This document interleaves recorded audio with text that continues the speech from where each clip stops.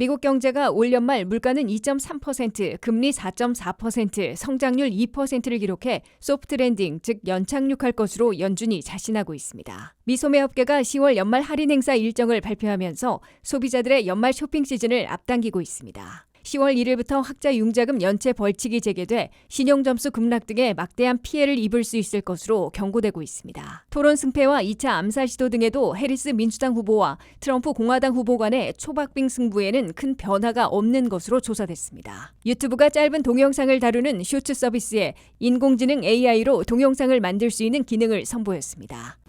시청자 여러분 안녕하십니까? 워싱턴 뉴스 투데이입니다. 미국 경제가 기준금리를 0.5%포인트나 내리는 빅컷을 단행하면서 올 연말 물가는 2.3%, 금리 4.4%, 실업률 4.4%, 성장률은 2%를 기록해 소프트 랜딩, 즉 연착륙할 것으로 연준은 자신하고 있습니다. 연준은 이를 위해 올 연말까지 기준금리를 0.5%포인트 더 내려 올해만 1%포인트나 낮추고 내년에도 1% 추가로 인하해 3.4%까지 낮춘 후 2026년에는 0.5%포인트 더 인하해 2.9%까지 내릴 것으로 예고하고 있습니다. 한면태 기자가 보도합니다. 미국이 파격적인 기준금리나 B컷 카드로 불경기 없는 물가 잡기인 소프트 랜딩, 연착륙시키려 총력전에 돌입했습니다. 공격적인 기준금리 인하 카드로 미국 경제는 올 연말은 물론 내년과 후년에 걸쳐 불경기 없는 물가 잡기, 즉 소프트 랜딩, 연착륙에 성공할 수 있을 것으로 연준은 자신하고 있습니다.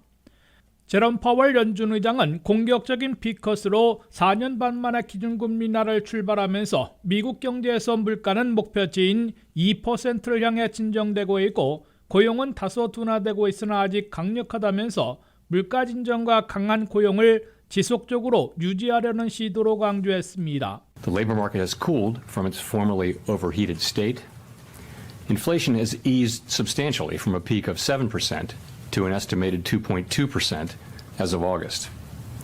We're committed to maintaining our economy's strength by supporting maximum employment and returning inflation to our 2% goal. 미국 중앙은행 연방준비제도는 9월 회의에서 한꺼번에 기준금리를 0.5포인트 내리는 B컷으로 출발했을 뿐만 아니라 올 연말까지 남은 11월 7일과 12월 18일 두 번의 회의에서도 추가로 0.5포인트 더 내려 연말 기준금리를 4.4%까지 낮출 것으로 예고했습니다. 기준금리 인하는 돈줄을 뚫어 가정과 사업체, 회사에 이르기까지 돈맥 경화를 겪지 않도록 막아주는 동시에 소비와 투자, 고용을 촉진시키는 파급 효과를 가져올 것으로 기대되고 있습니다. 미국 경제는 연준의 예측대로 진행되면 올 연말부터 소프트 랜딩, 연착륙에 성공할 수 있을 것으로 보입니다. 기준금리는 올 연말 4.4%까지 내려가 1년 이상 장기화되어 온 23년 만에 최고치인 5%대 중반의 고금리 부담을 상당히 덜게 됩니다. 그러면 미국 가정과 사업체, 회사, 금융계 등으로 향하는 돈줄이 뚫리고 신용시장, 주택시장, 고용시장 등에 활력을 불어넣게 됩니다. 돈이 더 풀리면 물가가 다시 불안해질 수 있으나 국제유가 하락 등으로 당분간 물가 급등은 피할 수 있을 것으로 연준은 내다보고 있습니다. 이에 따라 올 연말 PCE 개인 소비지출 물가는 2.3%로 연준 목표치인 2%에 더 가까워질 것으로 연준은 내다보고 있습니다. 연준이 선호하는 PCE 물가는 내년 말에는 2.1%, 후년 말에는 목표치인 2%에 도달할 것으로 연준은 기대하고 있습니다. 고용 냉각으로 실업률은 올 연말 4.4%로 현재 4.2%에서 약간 올라가고 내년 말에도 4.4%, 후년 말에는 4.3%를 기록하겠지만 최악의 급등은 피할 것으로 연준은 자신하고 있습니다. 미국 경제 성장률은 올해와 내년, 후년 등 3년 연속 2%를 기록할 것으로 연준은 예상하고 있습니다.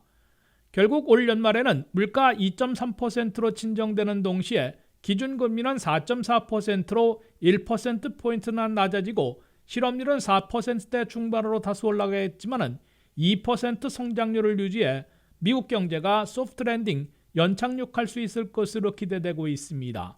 WKTV 뉴스 안면택입니다.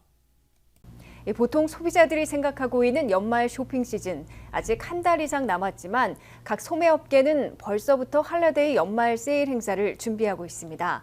현재 타겟, 월마트 등 대형 소매업체들은 할인 행사 일정을 공개했는데요. 팬데믹 이후부터 장기화되고 있는 고물가, 인플레이션으로 연말 쇼핑 시즌도 점점 앞당겨지고 있는 것으로 분석됩니다. 김미영 기자의 보도입니다.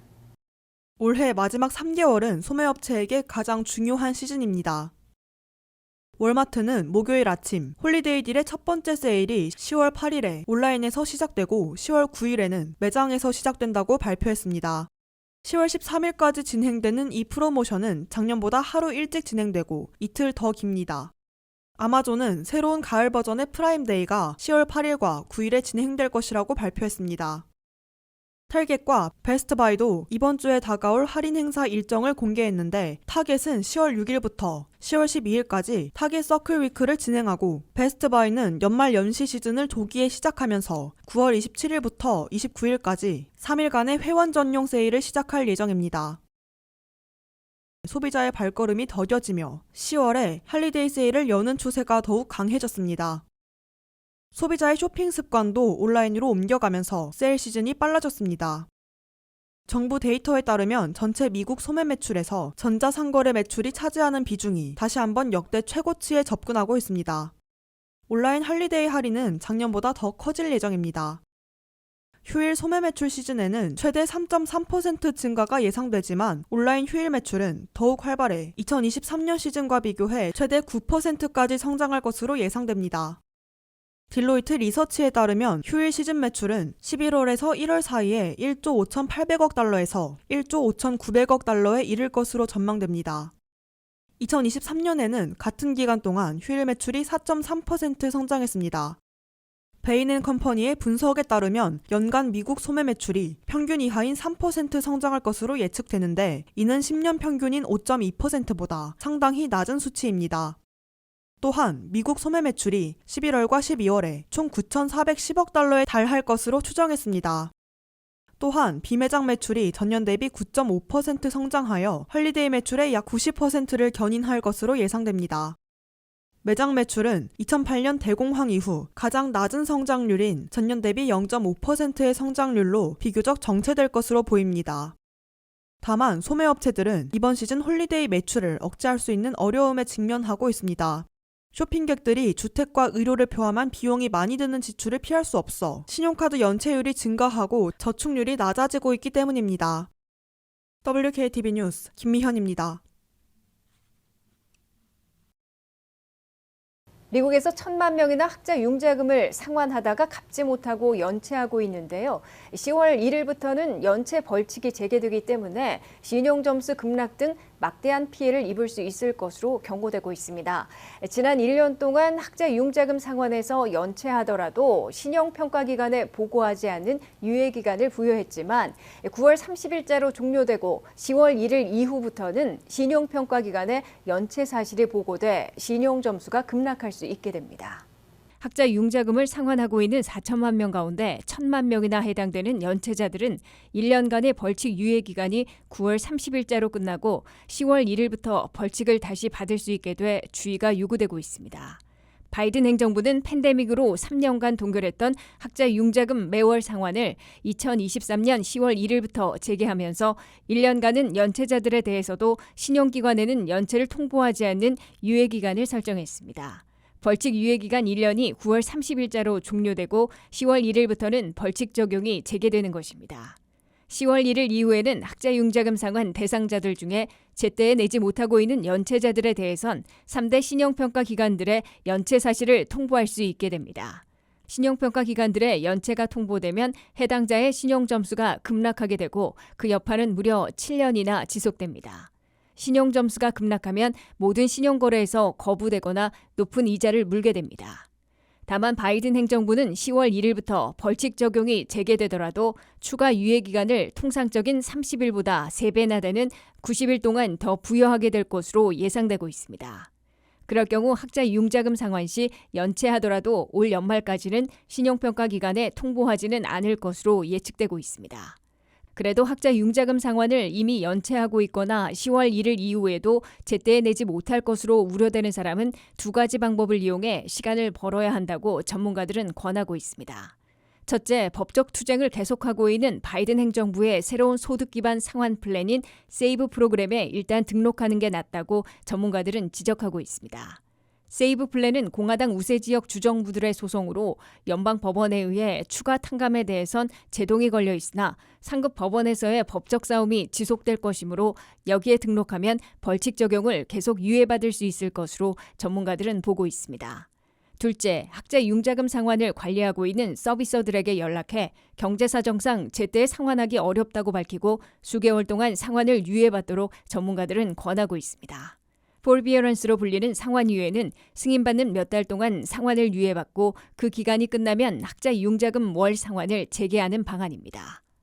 토론 승패와 2차 암살 시도 등에도 카말라 해리스 민주당 후보와 도널드 트럼프 공화당 후보 간의 초박빙 승부에는 아직 큰 변화가 없는 것으로 조사됐습니다.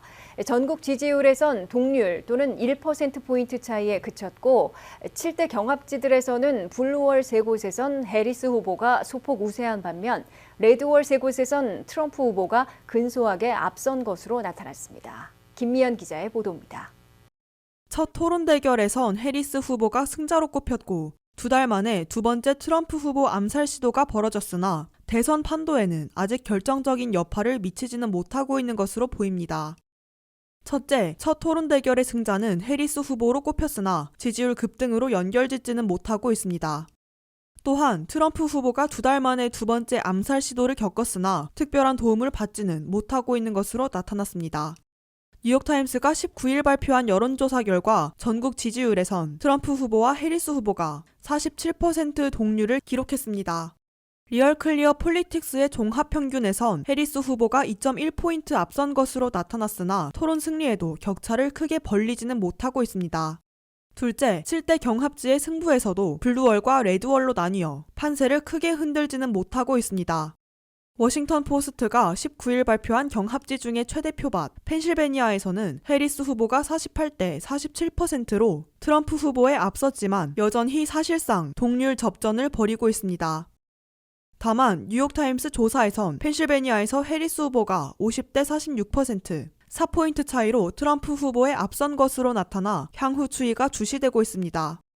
리얼 클리어 폴리틱스가 각 여론조사를 종합한 결과에서는 해리스 후보가 블루월 3곳과 네바다에서 소폭 앞서고 있습니다.